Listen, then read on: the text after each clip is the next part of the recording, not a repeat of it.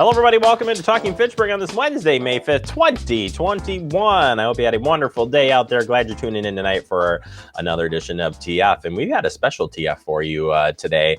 We're actually kicking off a series with the Fitchburg Fire Department. Adam Dorn, again, pulling through this year. And as he always does, he's got us set up with some great guests here, as it is Arson Awareness Week. And we'll start a three-part series today. And we're going to be going through different organizations. So we're looking at the federal, state, and local on prevention and how arson is investigated. We're going to talk about that coming up today with an ATF agent, again, federal ATF agent here in Wisconsin. So very excited to be talking about that. It's a two-part piece today. And I said each day here for the rest of the week, we will be talking about this. So I'm very excited to share these with you coming up. Other than that, I got some headlines, and then we're gonna go right into that guest segment. So let's get started. And we got big news today. Bike the Berg, a challenge for the summer. This coming in today from the Fitchburg Chamber, saying area cyclists of all ages and abilities are invited to participate in the Fitchburg Chamber Visitor and Business Bureau's 2021 Bike the Berg Challenge. Participants will be challenged to bike a total of 150 miles or more for from May through September. You keep track of your miles, and apps like Strava or Strava, I think it's Strava, but either way, in an Excel file or however you prefer. Participants can register for free or register for $10 and receive a super cool t-shirt. Everyone registered will be entered into several drawings to win prizes from local businesses. The 2021 Bike the Berg Challenge is sponsored by Fitchburg Family Pharmacy. I know Thad is a big biker, so he'll look forward to seeing y'all out there for sure. Fitchburg has an ideal access to some of Wisconsin's finest bike trails and is home to 3 state trails and 3 local bike paths. The challenge encourages cyclists both new to the area and those who are very familiar with biking in Dane County to get your bike and discover what makes Fitchburg a top destination for biking enthusiasts. So I'm looking forward to talking more about this event. We're going to try to check in with the chamber and see and learn how you can participate here. But this is going to be a lot of fun. My family's just getting into biking, so we're excited to take part, hopefully, in that event as well. Another event from the chamber, it's Concerts at McKee. You know they're returning this year, and we have our first act, our concert headliner, and it's going to be Linda and the Zeros. It sounds funny, but it sounds like this is an awesome band. So they'll be walking on Monday, June 21st at 6 p.m. And also returning this year again will be the Madison Music Foundry Youth Band, which kicks off at 6 o'clock p.m. Then the Zeros take the stage at 7. Food trucks, local vendors, beverage, and beer, all available. And of course, you can pack your own picnic. I know my family's come out to this. It's so much fun, especially when you get those nice nights out there. And it's going to be a whole lot of fun to have that back and get back into some normalcy. All right, Fitchburg Community Blood Drive is coming up. I want to get you the dates on this and hope you can attend this. This will be held in Fitchburg Firehouse number 2. That's at 2931 Marketplace Drive right here in Fitchburg. This event is put on by Oak Bank, and it will be coming up on Friday, May 7th from 10 a.m. to 3 p.m. So this Friday, 10 a.m. to 3 p.m. You can certainly sign up ahead of time. You download that donor app or call the Red Cross for more information to book your appointments. Andrew, you've done this so many times, and I know he says it's so easy to get signed up and help donate. So I know Andrew's itching to get back out there and do that soon. And I need to join him. I want to join him one time so we can sit next to him and be like, hey, we're blood brothers. But that's a different story. All right. Did you know that the CDC says people with moderate to severe and uncontrolled asthma are still at a higher risk of being hospitalized from COVID-19 on this World Asthma Day? Take steps to protect yourself. If you are 16 and older, schedule a COVID vaccine today. Keep your asthma well controlled by taking medications as prescribed and avoid your asthma triggers. Super important. Continue to wear a mask, avoid crowds, stay at least 6 foot distance from people who you don't live with, and wash your hands frequently. Learn more about the basics of asthma management at Department of Health Services or Wisconsin. They have a lot of great resources. Excuse me, and certainly so does the CDC. So you can check that out and learn a whole lot more there on asthma, which is great information to learn about. You can be diagnosed with asthma anytime in your life. So something, even if you're just even curious, take the day to learn about it. This is the day. All right, we're going to take a quick break. Coming up next, we start our 3-part series today. We're talking about arson awareness. And during this Arson Awareness Week, we'll be talking with an ATF agent next right here on Talking Fitchburg. We're all just trying to keep things running for those who rely on us. Ready? That's why we don't have time to be sick with the flu. And especially this year, no one has time to get sick. Get a flu shot for yourself and those around you too. Gaining weight was easy. All I had to do was sit down and eat. Losing weight's a lot harder. I have to work at it every day. But with every step, I lower my risk for type 2 diabetes and heart disease. And that makes every step, every choice, every day very much worth the effort. Learn how you can help stop diabetes by losing weight, eating healthy, and staying active. Visit checkupamerica.org or call 1-800-DIABETES.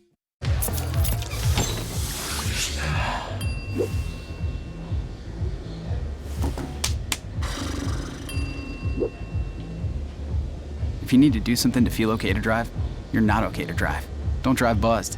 Welcome back into Talking Fitchburg. Today is again a special interview set up by my friend Adam Dorn from the Fitchburg Fire Department. Has brought a special guest here, and I don't want to steal Dorn's thunder. So Adam, who have you brought to us today, and what are the conversation we're going to be having? Yeah, well, as you know, this week is Arson Awareness Week, and through the course of my career, I've been able to be present for different fire investigations, as we've talked about. One of them that really stood out to me was when we had our house explosion in Fitchburg a few years ago. During that time, it was a completely new experience for me. I hope we never have to experience it again. But while we were there, we had so many different agencies and investigators on site shortly thereafter. And one of the people that I was able to personally interact with and got to just try to be a sponge around this gentleman when he was there and just take up as much information as I could was Bill Fulton. He is with the ATF. He's a special agent, certified fire investigator, and he's based out of the Madison, Wisconsin field office. He's been a huge, I'm going to call him a fixture in the fire investigation world in the Madison area and nationally as well. But he's been such a huge benefit to us in Fitchburg and regionally when it comes to fire investigations, because there's many times when a fire happens, it gets beyond what the local municipality can take on. And we, just like it, fires or EMS, police departments, we ask for help from other organizations, and investigations, it's no different. So, as we talked with our local fire investigators before, and now the state investigators, today we got the ATF agents with us, and I am just very thankful and pleased that they were willing to help us out with this interview today. Bill, welcome to the show, and tell us a little bit about yourself. First off, what is your role for the ATF and what you do on a daily basis?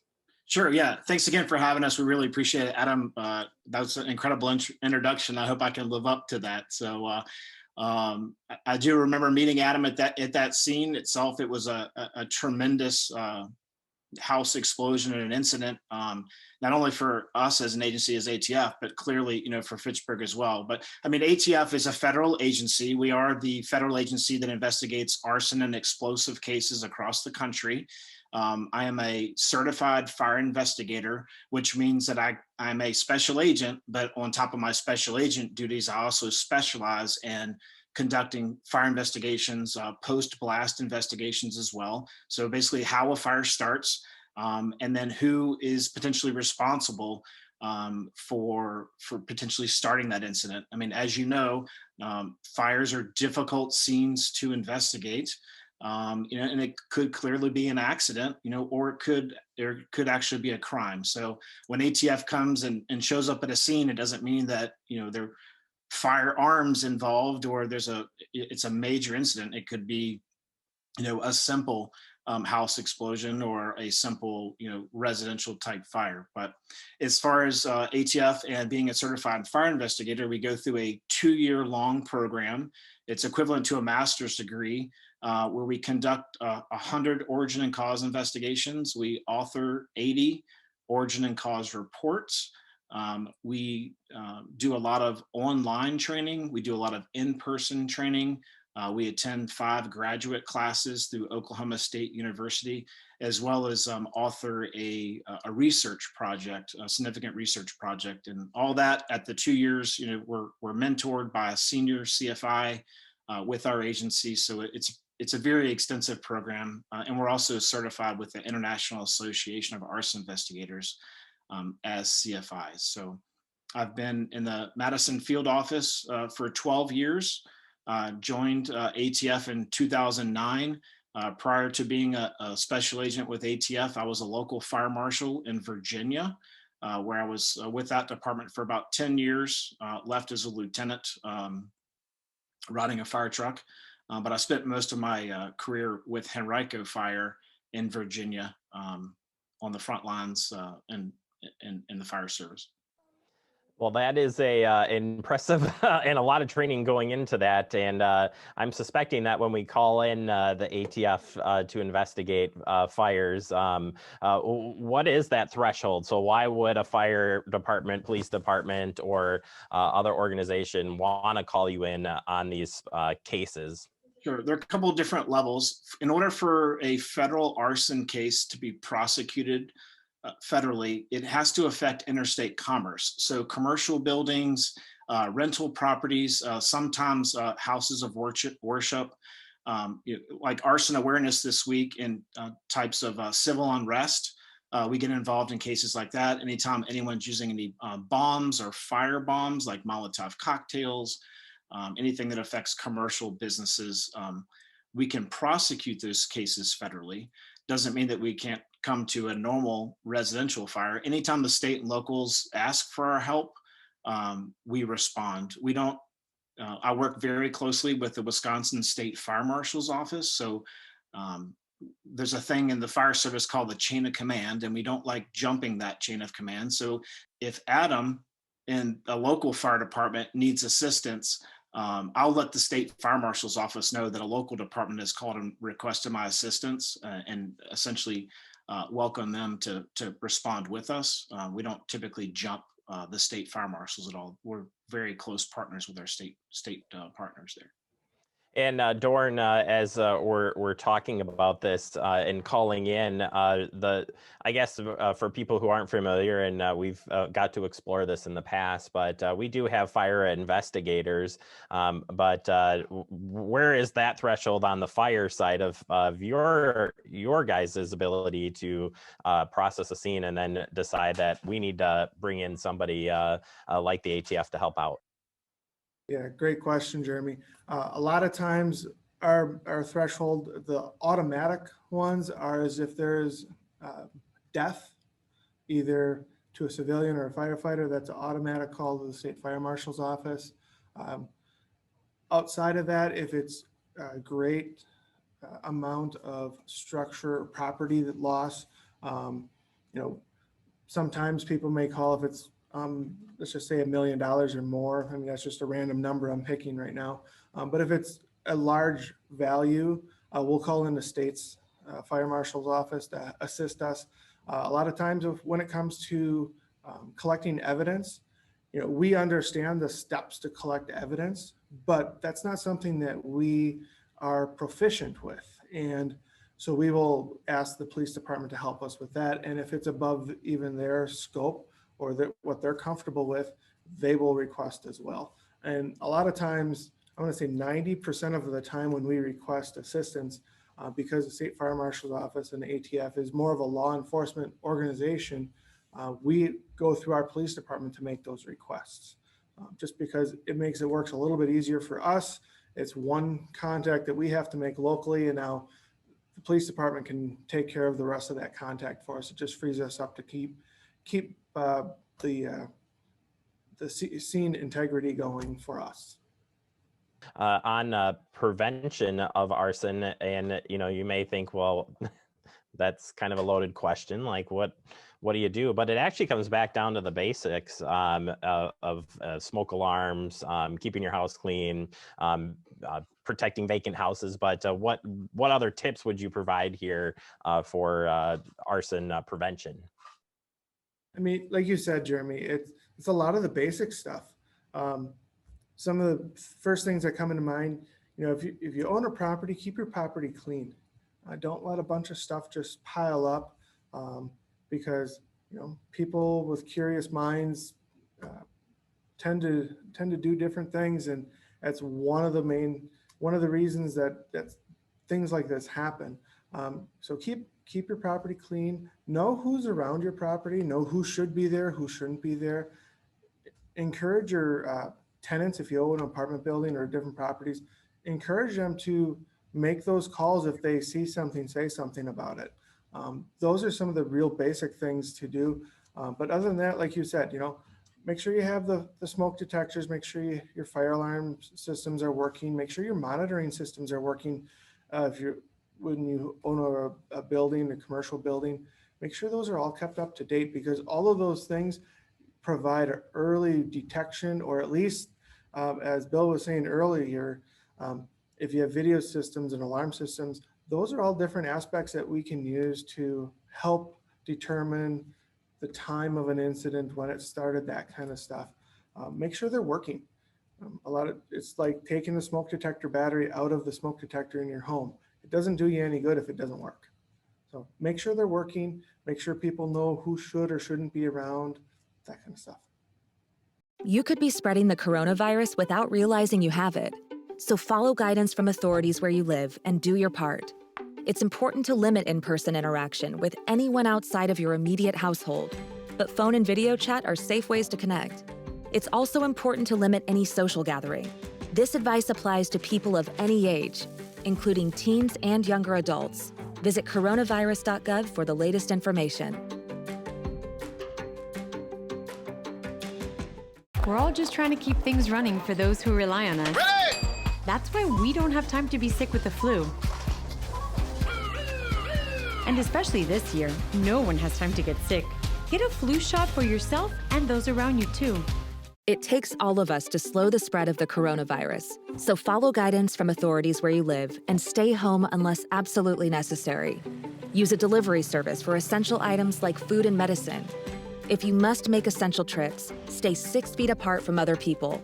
Wear a cloth face covering and wash your hands for at least 20 seconds as often as possible. Visit coronavirus.gov for the latest information.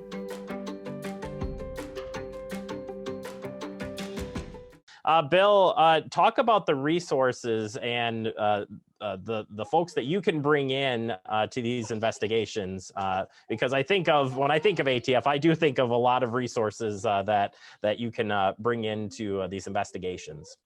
Yeah, absolutely, Jeremy. So a lot of the things that we provide along the fire and explosion components, we have something called a national response team. And our national response team can be deployed anywhere within the United States within 24 hours. And typically we're able to bring anywhere between 18 to 24 agents into an area. Hot topic now, or civil unrest. The most recent one we had in Wisconsin was in the Eastern District of Wisconsin, which was in Kenosha. So we were able to deploy that team into that area and provide those resources to the state and locals, and assist with conducting multiple scenes. We're able to stay there for essentially as long as it takes. Typically deployments can last from 5 days to 10. I was deployed to Minneapolis during that situation for 20 days in a row, but essentially getting it to a point where it's more manageable for the state and locals to take over from that portion. One of the other resources that we have is our Accelerant Detection Canine program. In Wisconsin, there is an ATF trained Canine, a dog that can sniff out accelerants and ignitable liquids. And that the owner of that dog is the Wisconsin State Fire Marshal. The owner of that dog is the Wisconsin State Fire Marshal's office, and the dog is trained with the handler. And that agent is Tiffany Ince, and she's out of the Eau Claire office. And she's able to be deployed anywhere within inside of Wisconsin, as well as outside, because she is also attached to our ATF National Response Team. ATF is also able to bring in additional resources like auditors, polygraphers, profilers. We have access to all those different agents and components to bring to fire and explosion scenes. Yeah, it's a lot, and it's all on solving the case, and I think turning our attention to that and the prosecuting of cases and folks. Obviously, everybody wants to, when something happens, we want to get to the bottom of it. We want to break it down, and if somebody is committed a crime, they're held accountable. So talk about that process and taking that through to sentencing. Yeah, you bet. So, we come in and we don't come and take over a case. We come in and work side by side with our state and local partners. It's one thing that ATF does really, really well. We just have additional resources that the state, may not actually have. We will assist with state prosecutions. We like to, if we're able to take our cases federal and they actually affect interstate commerce, we will provide those cases to the United States Attorney's Office, and they'll make the decision as to whether or not they will accept the case and prosecute it federally. One of the other resources I didn't mention before is our ATF Fire Research Laboratory. So with fire investigations, we use something like that you used in the 4th grade called the scientific method. And part of testing those hypotheses when you are attempting to get to the origin and cause of an actual fire is testing your hypotheses. And one of the things that ATF has that we're able to bring to the table is our fire research laboratory, where we can reconstruct up to a 2.5-story building inside of our building and test our theories on how fires may have originated. And that's a resource that no one else has other than our agency. So that's something that we're really proud of. All right, Adam, as we start to wrap up here, one area that we talk about a lot is education and continuing education. And I'm just suspecting that the ATF probably offers some educational things, but how important is that for you? And then maybe you could ask Bill, and I'm betting you two work together in some front. Yes. So education is very important. Just like everything else in the world, our field, the knowledge that we need to have is constantly changing. And the amount of information that we need to know and understand. When I first started this, I was like, this is way too much for me to really understand. Where do I start? How do I do this? And that was one of the things that my mentors in fire investigation said, hey, you got to get involved in this DCARI program. I'm like, well, what's that? It's the Dane County Arson Response Initiative. And it just so happens that throughout the course of time and currently, Bill is one of the co-chairs of that organization. And I'm not going to steal Bill's thunder about what the organization is all about, but all I can say is that in the last year and a half, it's been absolutely amazing with the training that's been put out. And I'll let Bill talk more about it. Yeah, thanks, Adam. So the Dane County Arson Response Initiative began in Dane County in 1997.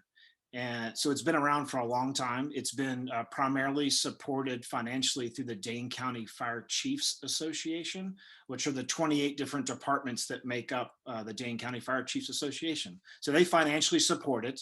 And what DCARI would normally be prior to COVID, it was an in-person monthly training program that brought state, local, federal individuals, both law enforcement and fire service individuals together to conduct hands-on training. Since April of 2020, we were able to take it all online and all virtual. So Myself, as well as the executive board, we've been able to put together 17 different virtual trainings. They're all advanced trainings, trainings that state and locals wouldn't normally get unless they travel to a national conference. It's all free of charge thanks to the Dane County Fire Chiefs Association. And we're able to essentially do it from the basement of our homes. So we provided 25 hours of continuing education for fire investigators. We've been able to reach 49 states and 13 different countries. We've issued over 3,000 certificates for training, and we've had over 8,000 video views. We've established a website. So, it's all because of COVID, and we were able to adapt and overcome. And, here we are, coming up a year later, and we've been able to reach a whole lot of people by, partnering with our state and locals and providing that training. So it's been a tremendous experience, and it's been a lot of fun to do.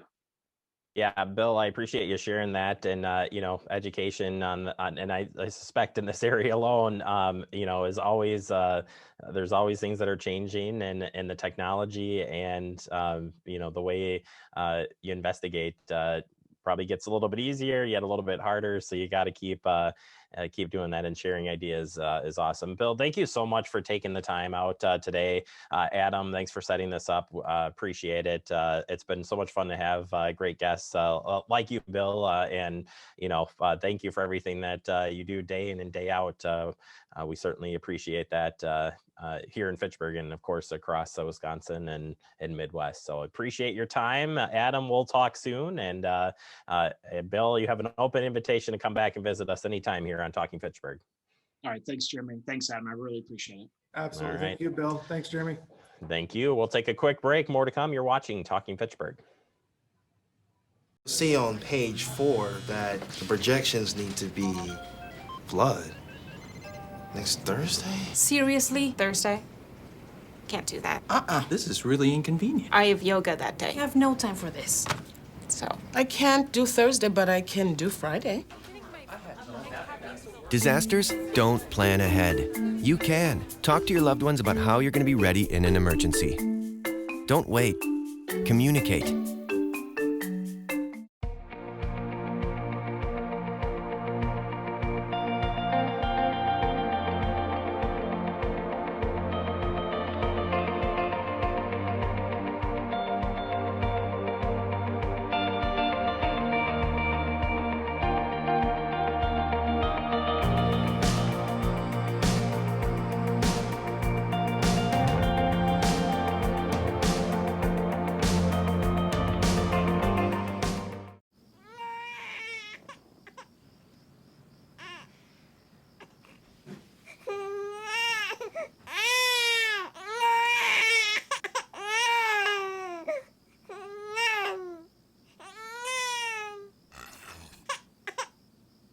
If you love them enough to suck the snot out of their nose at 4 a.m., then surely you'll check nhtsa.gov/the right seat to make sure they're in the right car seat. Welcome back into Talking Fitchburg, wrapping up the show for the day. I want to thank Bill Fulton, Special Agent Bill Fulton, for talking a little bit about what an ATF agent does. And thank you to everybody who's helped with that. Dorn has got 2 more great interviews set up for this week. We'll talk with the State Fire Marshal's office tomorrow. And then on Friday, we'll talk with our own Jay Wilson. If you remember Jay Wilson, a former police officer, great friend of this show and more. He'll talk about how they investigate fires right here locally in Fitchburg. As we wrap up, stay connected. Yeah, you can see this and many other pieces right there on our Facebook, YouTube page, and so much more. Have a great day.